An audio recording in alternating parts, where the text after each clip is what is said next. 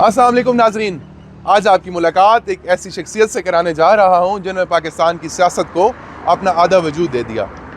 شہید ذوالفقار علی بھٹو کے جیالے اور محترمہ بے نظیر بھٹو شہید کے قریبی ساتھی سمجھے جانے والے ڈاکٹر اسرار شاہ، جو پاکستان میں مزاحمت کی علامت سمجھے جاتے ہیں۔ آئیے چل کے جانتے ہیں کہ عروج زوال کی یہ داستاں کہاں سے شروع ہوئی اور کہاں تک آ پہنچی۔ السلام علیکم شاہ صاحب، کیا حال ہے زویب خان؟ الحمدللہ، آپ خیریت سے ہیں جی؟ Welcome here in my house and my factory as well. Thank you. Doctor صاحب، سنا ہے آپ دکھ کا منتر پڑے ہوئے ہیں اور غربت میں ہی بڑے ہوئے ہیں، اپنی ابتدائی زندگی کے بارے میں بتائیے گا۔ میں سمجھتا ہوں یہ میرے رب کی بلیسنگ ہے کہ میں نے دکھ کا جو منتر ہے وہ میں نے بڑے قریب سے دیکھا ہے۔ میرا والد ٹیلی گراف کے محکمے میں کلرک تھا۔ تھوڑی سی زمین تھی جہاں سے کوئی اناج وغیرہ آ جاتا تھا، گھر تھے، کرایہ آ جاتا تھا، 5 6 7 6 بھائی 2 بہنیں تھے۔ خدا کا شکر ہے باعزت لیونگ تھی، اور ہمارے باپ نے اور ہماری ماں نے ہمیں رزق حلال دی۔ تو لہٰذا جن کی اولادوں نے، جن کے باپوں نے اپنی اولاد کو رزق حلال دیا ہو، وہ کبھی دکھ کا منتر نہیں کہلاتے، وہ زندگی کی سٹرگل کہلاتے۔ تو میں ان خوش نصیب لوگوں میں سے ہوں جنہوں نے یہ مناظر اور یہ منظر دیکھے کہ میرے والدین نے مجھے رزق حلال دی۔ یعنی یہ کہنا غلط نہ ہوگا کہ آپ میڈ ان کرائسس ہیں؟ دیکھیے، کرائسس جو ہے نا، اگر کسی شخص کو کرائسس نہ ملے وہ بڑا آدمی بن ہی نہیں سکتا۔ اگر کسی نے اپنے باپ کی کمائی سے کھا لیا، بنا لیا اور بن گیا تو وہ پراؤڈلی نہیں کہہ سکتا۔ میں آج کہہ سکتا ہوں کہ یار میں غریب کا بیٹا ہوں، مجھے فخر ہے آج میں اتنی بڑی فیکٹری کے اندر بیٹھا ہوں۔ اس میں ایک سٹرگل ہے، ایک جدوجہد ہے، لیکن یہ فیکٹری میرا گول نہیں تھا۔ اصل میں ہماری کیفیت اس وقت کچھ ایسی ہو گئی تھی کہ آپ کی عمر اور آپ کی عمر کے لوگ اس عہد سے واقف نہیں ہیں جس عہد کے اندر ذوالفقار علی بھٹو پیدا ہوئے۔ ذوالفقار علی بھٹو نے اس ملک میں سیاست کی نئی جدتیں دی۔ ذوالفقار علی بھٹو نے غریب کے بیٹے کو، بچے کو آواز دی، زبان دی، کچھ نہیں دیا، اس کو ایک کانفیڈنس دیا کہ میں بھی اس ملک میں رول کر سکتا ہوں۔ یہ بہت بڑی بات ہے، اور یہ ولیوں کا کام ہے، یہ پیغمبروں کا کام ہے۔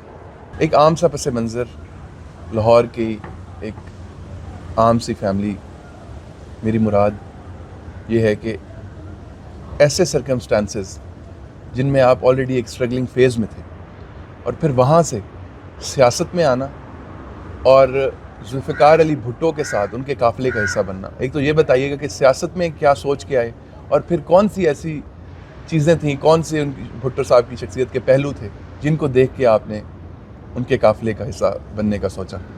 دیکھیے، سیاست کے اندر میں نے پہلے کہا ہے کہ ہم اس ویو لینتھ کے لوگ تھے جن کو ذوالفقار علی بھٹو نے اپنے عمل، اپنے کنڈکٹ سے انسپائر کیا، اور ایک میرے جیسے working class, lower middle class کا بندہ جو ہے وہ یہ محسوس کرنے لگ گیا کہ میں اس ملک کا حصہ ہوں، میں اس ملک کا پارٹ ہوں۔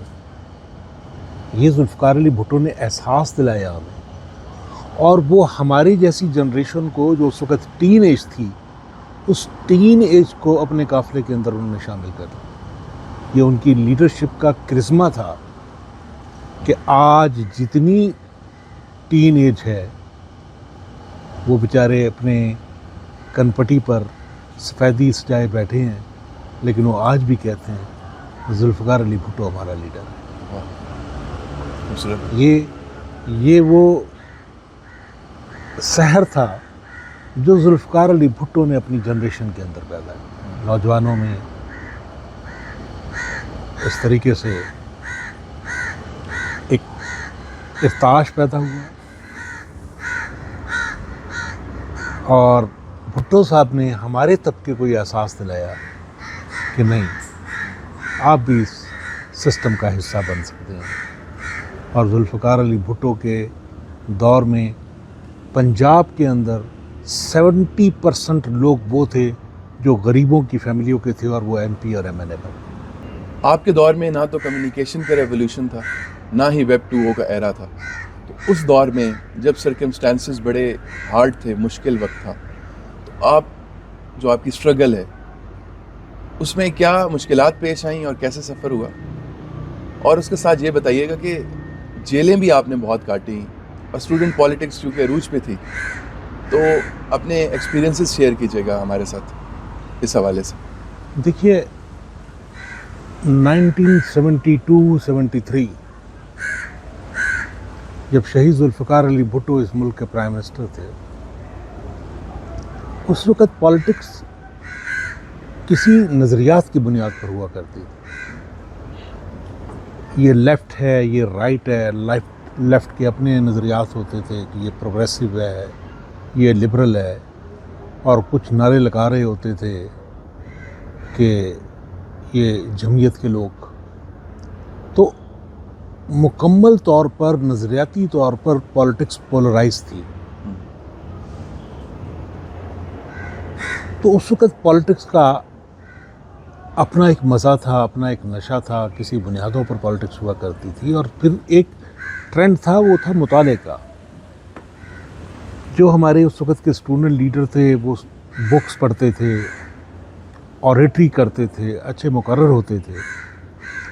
ایک اتنا خوبصورت عہد پیدا ہوا کہ مجھے یاد ہے کہ میں نے جب بھٹو صاحب کی کمپین چل رہی تھی ایوب خان کے خلاف اس ایرا میں، تو میں نے اس مال روڈ کی سڑکوں پر معراج محمد خان کو بولتے ہوئے سنا. اور آج کی جنریشن معراج محمد خان کو نہیں جانتی کہ معراج محمد خان اس پولیٹیکل ہسٹری کا کتنا بڑا نام تھا. میں نے طارق عزیز کو تقریریں کرتے ہوئے دیکھا اور سنا، جو لبرل اور پروگریسو لوگ تھے. تو چونکہ بچپن سے ہی مجھے شوق تھا، میری رغبت ہو گئی تھی، تو میں نے اپنے کالج کی یونین کا وائس پریزیڈنٹ رہا، اپنے کالج کی یونین کا پریزیڈنٹ رہا، اور میں الیکشن نہیں ہارا. خدا کا شکر ہے کہ جس وقت میں نے ایف ایس سی کلیئر کر لی تو پھر میں یونیورسٹی آف ویٹنری سائنسز میں چلا گیا. وہاں میں 2 سال سیکٹری رہا، وہاں میں 2 سال پریزیڈنٹ رہا، اور پھر لاہور کی تمام الیکٹڈ یونینز کا میں چیئرمین تھا اگینسٹ جمعیت. تو ہمارے جو ہم اثر ہے اس وقت بھی، جو اس وقت پالیٹکس کیا کرتے تھے، جب میں 70s میں، جاوید ہاشمی تھے، لیاقت بلوچ تھے، احسن اقبال تھے، اور یہ اپنا ہم سے جونیئر تھے، یہ اپنا خواجہ سعد رفیق تھے. تو اس طرح اور بھی کئی نیم ہیں جو اس وقت پالیٹکس کر رہے ہوتے. اور وہ ایک یونیورسٹی تھی، وہ نرسری تھی، جن یونیورسٹیوں اور نرسری سے نکل کر اسٹوڈنٹ لیڈر آ کے ملک کی قیادت کیا کرتے تھے. آج وہ نرسریاں بند ہو گئی. دکھ ہے یہاں پر وہ ماحول نہیں ہے. رہی بات کہ جس وقت میں یونیورسٹی آف ویٹنری سائنسز میں تھا اس وقت ضیاء الحق کے کوڑے تھے، جیلیں تھیں، اور شہید ذوالفقار علی بھٹو کو پھانسی لٹکا دیا گیا تھا۔ لوگوں نے اس کی جان کے لیے قربانیاں دیں، ان کو بچانے کے لیے قربانیاں دیں۔ پھر ایک احتجاج کی صورت کے اندر لوگ نکلتے رہے، پھر ایک MRD کی شکل بنی، movement for restoration of democracy, لوگوں نے جیلیں کاٹی۔ یعنی کہ مجھے نہیں یاد میں نے کوئی پنجاب کی جیل دیکھی نہ ہو، میں نے گجرانوالہ جیل دیکھی، میں نے کوٹ لکھپت جیل دیکھی، میں نے کیمپ جیل دیکھی، میں نے میاں والی جیل دیکھی، میں نے اڈیالہ جیل دیکھی، میں نے شاہی قلعہ دیکھا، میں نے CIA ٹارچر سیل دیکھا جہاں پر بے معنی تشدد ہوا کرتا تھا۔ تو میں یہ سمجھتا تھا کہ یہ ایک قسم کے کورسز ہیں اور یونیورسٹیاں ہیں جن سے نکل کر انسان جو ہے وہ گروم ہوتا ہے، اور ہمیں اس سسٹم نے گروم کیا۔ بے شک آپ شہید ذوالفقار علی بھٹو کے جیالے تھے، مگر 88 میں جب محترمہ بے نظیر بھٹو اقتدار میں آئیں تو اتنی قربت ان سے کیسے ہو گئی؟ اقتدار سے پہلے بی بی نے ایک سفر شروع کیا تھا، اور وہ 10 اپریل 1986 جب ایک لمبی جلا وطنی کے بعد شہید محترمہ بے نظیر بھٹو لاہور تشریف لاتی ہیں تو پورا پاکستان سڑکوں کے اوپر سرنگو ہو گیا بی بی کے استقبال کے۔ اس وقت بی بی کی قافلے میں ہم ساتھ ساتھ ہوا کرتے تھے، اور بی بی میری واقف نہیں تھی۔ میں نے اس جہانگیر بدر کو کہا، میں کہا میرا تعارف کراؤ، میں کون ہوں؟ اس نے پتہ نہیں بی بی کے کان میں کچھ کہا، تو بی بی بہت کانشیس ہو کے سلام دعا لیا، حال چال پوچھا، تو میں سمجھ گیا تھا کہ اس نے کوئی نہ کوئی میری برائی کی ہوگی، کیونکہ مجھے جو سیاست میں لاقت بازیاں اور گروپنگ ہوتی ہے تو میرا کبھی بھی اس کے ساتھ گروپ میچ نہیں کرتا تھا۔ ایک دن جو بی بی جو ہے فیصل آباد کے ریسٹ ہاؤس سے نکلی ہیں، ٹرک پہ بیٹھی ہوئی ہیں، اب ہم اس کے سفر کے ساتھ، تو انہوں نے میں فٹ پاتھ جو تھا وہ مجھے انہوں نے بلایا کہ میرے پاس آ، مجھے ٹرک پہ بیٹھ گیا، ٹرک پہ بیٹھا تو کہنے لگی، بی بی doctor Shah, I know you are dedicated, educated and brave, but there are some objection on your past. اب میں حیران پریشان تھا کہ یار میری زندگی کی بی بی سے پہلی ملاقات ہے، میں نے جیلے کاٹتا مر گیا، یہ ان کو کیا فیڈ کر دیا جو کہہ رہی ہے I am objection on past. تو بی بی انگریزی میں بول رہی تھی تو میرے اوپر بھی انگریزی پھر وارد ہو گئی۔ میں نے پھر مکمل بی بی سے انگریزی میں گفتگو کی، میں نے کہا بی بی I will not allow to anybody to object on my past. My past is very clear. By the way, آپ کو کس نے کہا ہے؟ کہتی مجھے جہانگیر بدر نے۔ میں کہتا جہانگیر بدر از a problem around you. Ask Rao Rashid, ask Praj خالد۔ میں نے 2-4 لوگوں کے نام بتائے، تو خیر ٹرک کے اوپر ایک تلخی کا ماحول شروع ہو گیا بی بی کے ساتھ۔ بہت بد دل تھا، ڈس اپوائنٹ تھا کہ یار میری لیڈر سے پہلی ملاقات ہے، مجھے کہیں گی، پیٹرنائز کریں گی، پیار کریں گی، وش کریں گی، تو ایسے تو کوئی جملے نہیں ملے میرے۔ एनी हो सियासी कारकुन था, स्ट्रगल में लगा रहा। फिर मैंने एक जुर्रत की, मैंने जुर्रत ये की कि मुझे बीबी की स्पीच में मज़ा नहीं आ रहा, तो मैंने बीबी को एक ख़त लिखा और उसके साथ एक स्पीच लिख के दी। अब बीबी को ये कहा कि बीबी आप बहुत अच्छी मुकर्रर हैं, लेकिन अगर आप ये पैराग्राफ अपनी स्पीच में अंदर ऐड करें, लोग ये सुनना चाहते हैं फ्रांस। अब उस लाखों के क्राउड में उन चंद लोगों में मैं शामिल था जो बीबी को एडवाइस कर रहे थे कि आज जेल में है तो क्या बोलना है, आज पिंडी में है तो क्या बोलना है, आज पेशावर जाना है तो क्या बोलना है। और इस सारी कम्युनिकेशन में मैंने किसी पॉलिटिकल आदमी को इन्वॉल्व नहीं किया।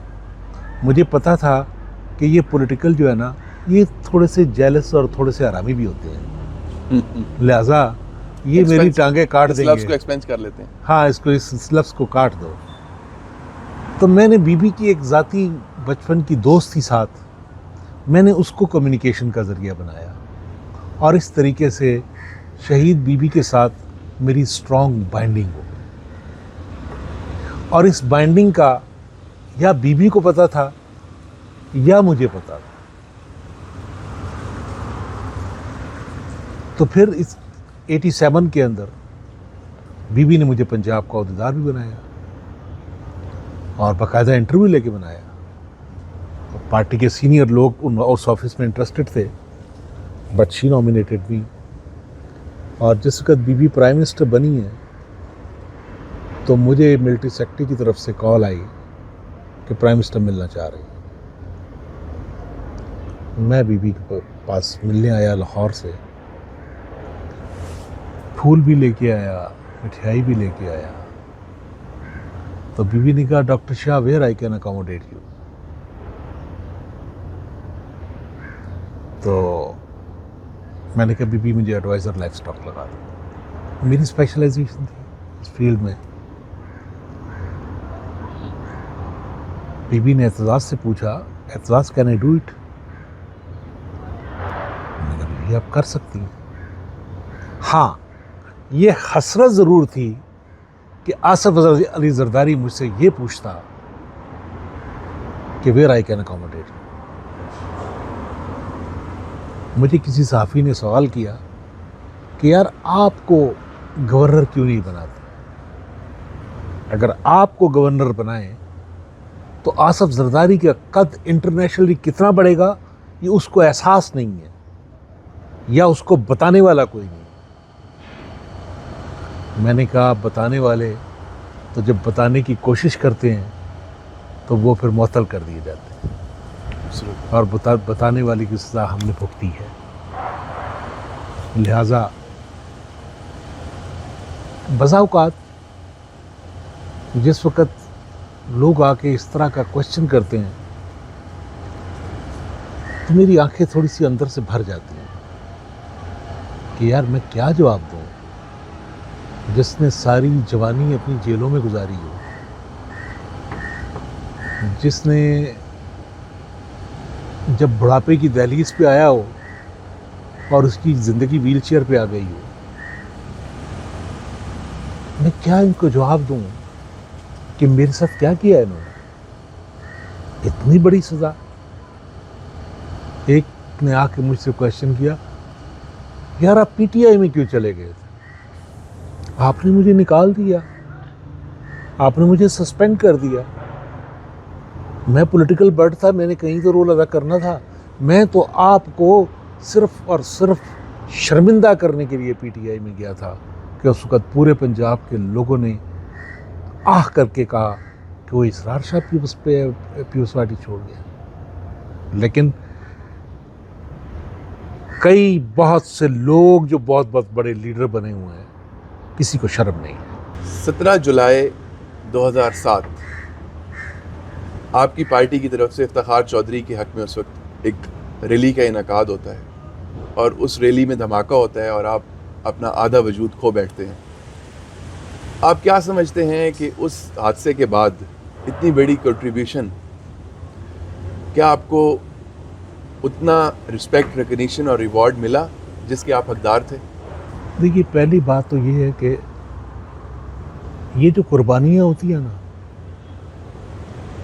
یہ کسی ریوارڈ کے لیے نہیں ہوتی، یہ قدرت متعین کرتی ہے کسی کا رول. رب نے میرا رول متعین کیا. اگر کسی نے ریوارڈ دینا تھا تو اس کا ریوارڈ بڑھنا تھا لوگوں کی نگاہ میں. صحیح بات. ایگری. میں سمجھتا ہوں کہ 17 جولائی 2007 کو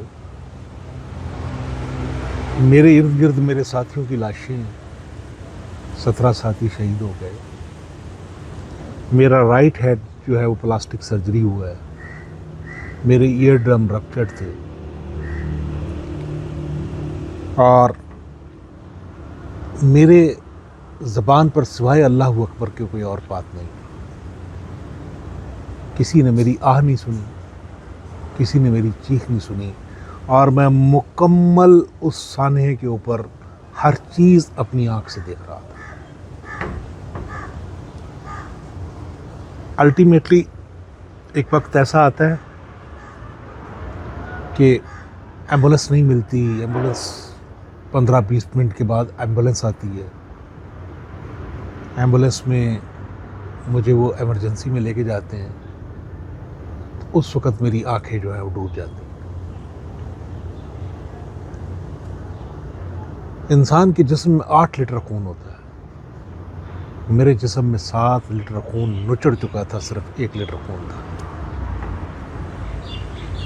کلینیکل ڈیتھ واز ڈکلیئرڈ. میری لائف ایک میریکل اور معجزہ ہے. اتنی ایکسیسو بلیڈنگ کے بعد کوئی بندہ واپس نہیں آتا. رب مجھے واپس لے آیا، میں رب کا مشکور ہوں. لیکن رب میرا خیال لایا اس لیے ہے کہ وہ دوستوں اور دشمنوں کی نگاہ سے لوگوں کو دیکھ سکے. آپ جانتے ہیں، آپ بھی شالیمار گراؤنڈ میں جاتے ہیں، میں کسی کو نہیں جانتا، لیکن لوگ عزت سے احترام سے سلام کرتے ہیں. وہ جو مجھے پیار ملتا ہے نا لوگوں کا، اس کی کوئی پرائس نہیں ہے. آصف زرداری کیا مجھے کچھ بھی بنا دے، میری اس ٹوٹی ہوئی ہاتھ کی انگلی کی قیمت نہیں دے سکتا.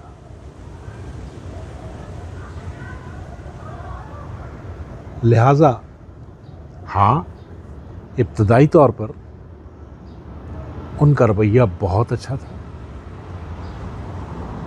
انہوں نے مجھے CEC کا ممبر بنایا، لیکن میرا جرم یہ تھا کہ میں بولتا تھا.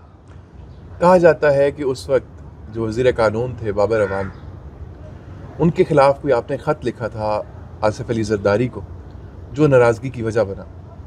ایسا ہی ہوا جس وقت سینٹرل ایگزیکٹو کمیٹی کی میٹنگ نہیں ہو رہی ہو اور سینٹرل ایگزیکٹو کمیٹی کا سٹیٹس آپ نے صرف یہ بنا دیا ہو کہ آپ نے 4 FLR کو اکٹھے ہونا اور اکٹھے ہو کے اور فاتحہ پڑھ لینی ہے، اور آپ نے اپنے مزاج کے چند لوگ کور کمیٹی کے اندر بنا کے اور بٹھائے رکھنے ہیں. تو میرے پاس تو کوئی راستہ نہیں تھا کہ میں اس کو خط لکھتا. جرم خط لکھنا نہیں تھا، جرم یہ تھا کہ وہ کسی جو انگریزی اخبار نیوز ہے اس کے اندر چھپ گیا. ایک نان ایشو کو ایشو بنایا گیا آصف زرداری کی ٹیم نے. آصف زرداری میں اگر اس وقت سوچتے کہ یار ایک شخص کی 44 سال کی رفاقت ہے اور میں اس کو ایک قلم سے معطل کر رہا ہوں، وہ مجھے بلا کے جھڑکیاں دے سکتے تھے، مجھے بلا کے سمجھا سکتے تھے. میرا خط لکھنے کا مقصد بھی صرف اتنا تھا کہ میں نے 1 سال تک کوشش کی کہ میری آصف علی زرداری سے ملاقات ہو. جب میری ملاقات نہیں ہوئی تو میں نے ریئیکشن کے اندر خط لکھا تاکہ، لیکن یہ تو کوئی طریقہ نہیں ہوتا. محترمہ بے نظیر بھٹو نے آج تک بتاؤ کہ پورے پاکستان میں کس کو معطل کیا. آپ کی سیاست کا آغاز شہید ذوالفقار علی بھٹو کے سحر میں مبتلا ہوتے ہوا. اور پھر بعد میں آپ نے عمران خان کے ساتھ بھی کام کیا.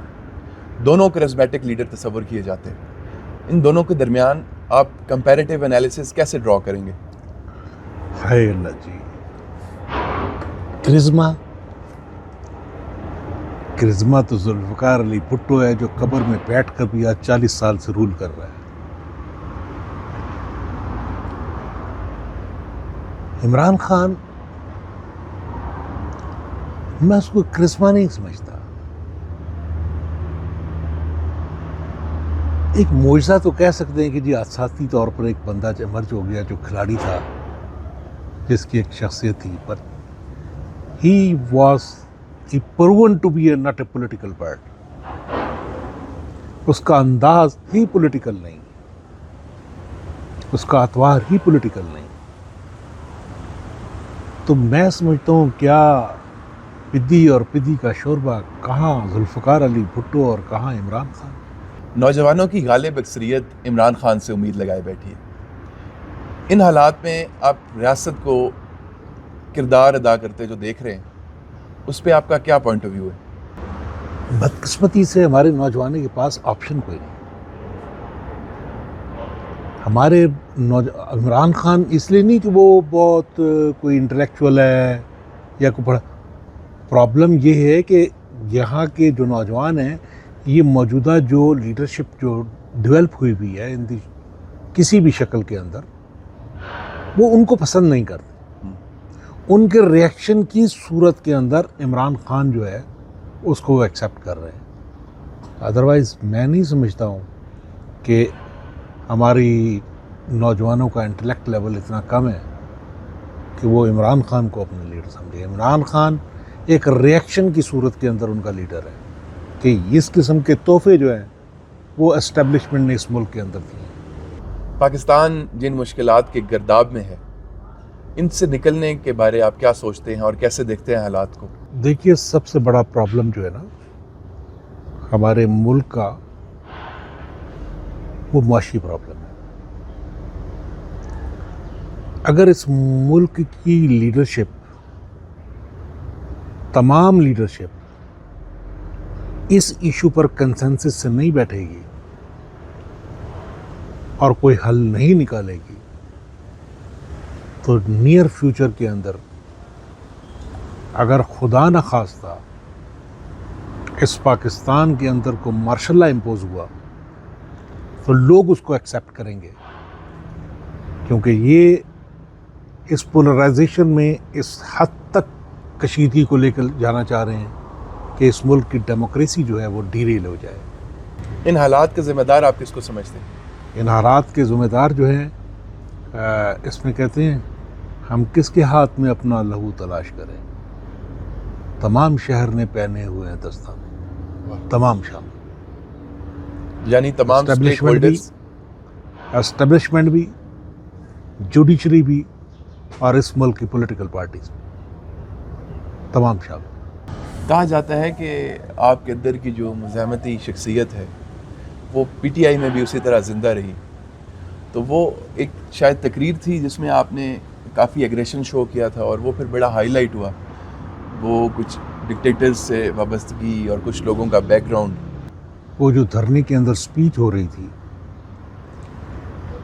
تو عمران خان صاحب بھی وہاں بیٹھے تھے، اور 2013 کے دھرنے کی بات کر رہا ہوں، 2014 کے دھرنے، سوری 14 میں. تو میں نے یہ کہا تھا، میں نے کہا عمران خان، آپ نے اپنے کنٹینر کی چھت پر دیکھا ہے، آپ کے دائیں طرف ضیاء الحق ہوں، آپ کے بائیں طرف مشرفی ہوں، آپ کے لوگ مجھ پہ یہ کہتے ہیں کہ یہ ٹاک شو میں جاتا ہے، بھٹو اور بیوی کی بات کرتا ہے، تو میرے پاس ذوالفقار علی بھٹو کے علاوہ کوئی ریفرنس نہیں. کہ مزاحمتی سفر میں کبھی آپ کو کسی حکومت کی جانب سے کوئی آفر کی گئی؟ یس، یہ 1982 کا واقعہ ہے. میں تقریباً 7-8 ماہ گجرالہ جیل جو ہے وہ قید رہا. اس کے بعد اچانک ایک ڈیوٹی سے آتا ہے کہ جی اس کو شاہی قلعے شفٹ کر. میں وہاں سے شاہی قلعے آ جاتا ہوں. 1-2 دن کے بعد مجھے پھر یہ مارشل اللہ ہیڈ کوارٹر لے جاتا. مارشل اللہ ہیڈ کوارٹر کے جو چیف آف سٹاف تھے گورنر کے، اس وقت تو شاید میری رائے کچھ اور ہو، لیکن اس وقت میں سمجھتا ہوں کہ بہت اچھا انسان تھا. مجھے اس نے کہا کہ ڈاکٹر صاحب ہم نے آپ کی پوری ڈیٹیل نکلوائی ہے. وہ جو انٹیلیجنس آفیسر تھے کوئی؟ وہ نہیں، ایک گورنر کا چیف آف سٹاف تھا اور ایک قلعے کا انچارج تھا. آپ کی پوری ڈیٹیل نکلوائی ہے. آپ دلیر ہو، بہادر ہو، 8 مہینے سے اندر ہو. کسی شخص نے ایک بیان بھی دیا تمہارے حق میں؟ کوئی تمہارے لیے یہ بولا ہے؟ ساتھ ہی اس نے کہا کہ میرا تمہیں مشورہ ہے کہ پہلے پیسے بناؤ دین کم ان پالیٹکس. تو میں اس وقت ذوالفقار علی بھٹو کے رومانس میں تھا، تو انہوں نے ساتھ کہا کہ there's no problem for me. If you want to go in your profession, I can just ring you a brigadier. He was the secretary livestock. And if you want to accommodate politically, you can be the youth and students affair to Jilani Khan.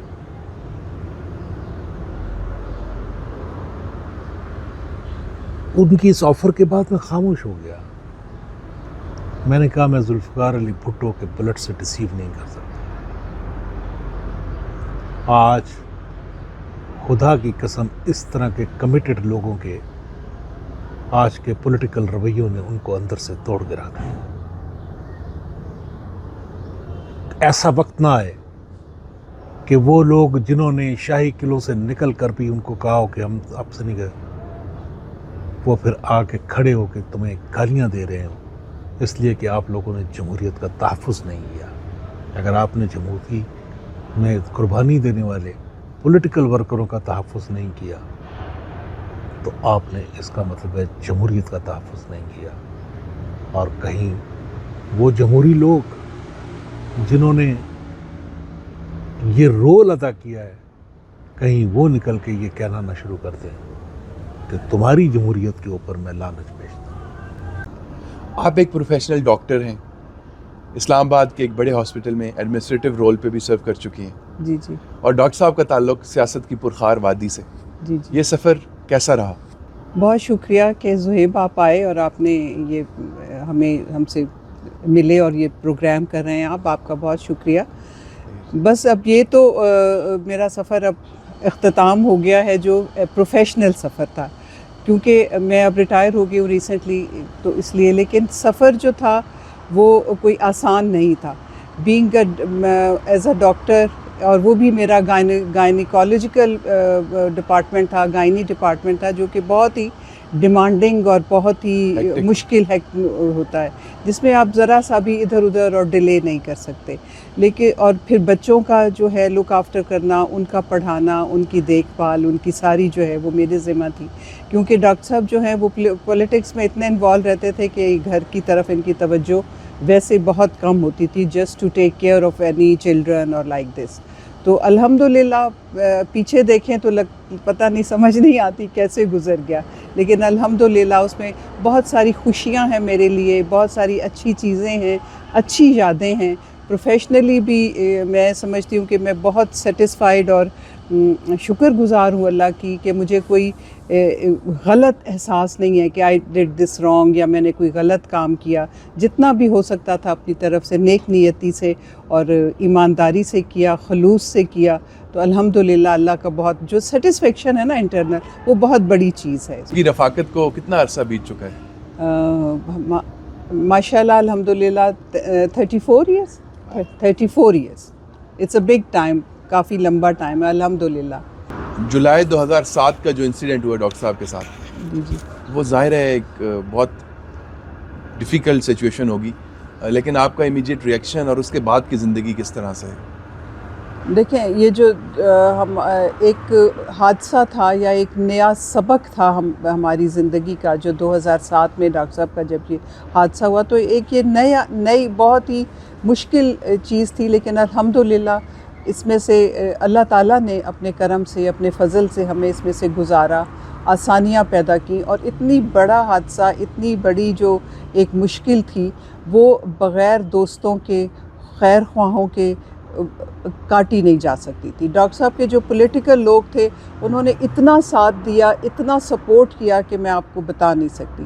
اور اگر آپ پرانی videos دیکھیں تو آپ اس میں دیکھیں گے کہ میرے جو پروفیشنل، جو میرے ڈاکٹرز تھے، جو دوست تھے، جو جاننے والے تھے، اتنی دور سے وہ موجود تھے، باہر کھڑے ہوئے تھے، میرے ساتھ کھڑے ہوئے تھے، میرے ساتھ بیٹھے ہوئے تھے لوگ۔ اس سے بڑی بلیسنگ اور کیا ہو سکتی ہے؟ اسی ایک ہی وقت میں اللہ تعالیٰ اگر کوئی مشکل ڈالی ہوتی ہے، تو دوسری طرف اللہ تعالیٰ اس کی خوبصورتی اور بہتری بھی بتا رہا ہوتا ہے، اس کی مہربانیاں بہت زیادہ ہوتی ہیں جن کو ہم اس وقت سمجھ نہیں سکتے، لیکن میں تو ہر لمحے سمجھ رہی تھی، اور وہ دوستوں کے ساتھ، اپنے بہن بھائیوں کے ساتھ، ان کے ساتھ وہ گزری، مطلب ایک نیا ہی چیز تھی، ہم نے کبھی کوئی بھی نہیں کر سکتا اس چیز کا تصور نا، لیکن الحمدللہ ڈاکٹر صاحب کو اللہ نے ہمت دی، ان کی قوت ارادی بہت مضبوط ہے، حوصلہ ان میں ہے، اور بغیر فیملی کی سپورٹ کے، بچے ہمارے چھوٹے تھے اس وقت، فیملی کی سپورٹ کے ان کے لیے بھی مشکل تھا، لیکن اللہ کا بہت شکر ہے کہ اس چیز کو اللہ نے ہمیں اسے اوور کم کرنے کی توفیق عطا کی اور مہربانیاں کی، اور ہمیشہ وہ بس میری تو یہی ہے کہ اللہ تعالیٰ اپنی رحمتوں نعمتوں میں اضافہ کرے، اللہ کا بہت احسان ہے، بہت شکر ہے۔ بہت مشکل وقت تھا، خدا کسی کو نہ دکھائے، لیکن اس کی مہربانیاں اس سے بھی زیادہ تھی۔ سٹار سٹوری کے اس ایپیسوڈ میں آپ نے ڈاکٹر اسرار شاہ صاحب کی جرنی، ان کا سیاسی سفر، عروج، زوال، اور پھر وہ کہانی جو آپ کے لیے موٹیویشن بھی ہے اور بہت کچھ سکھا رہی ہے آپ کو، تو امید سے رشتہ جوڑے رکھیں، یہی لرننگ اور یہی آؤٹ کم ہے میرے آج کے اس پروگرام کا جو شاہ صاحب سے ہم نے سیکھا، اور میں چاہوں گا کہ آپ لوگ اس پروگرام کو زیادہ سے زیادہ شیئر کریں۔ ناظرین، امید زندگی کی خوبصورتی ہے، اور جب آپ امید سے رشتہ توڑ دیتے ہیں تو زندگی سے رشتہ ٹوٹ جاتا ہے۔ اسی کے ساتھ ہی مجھے اجازت دیجیے، جلد ملاقات ہوگی، اللہ حافظ۔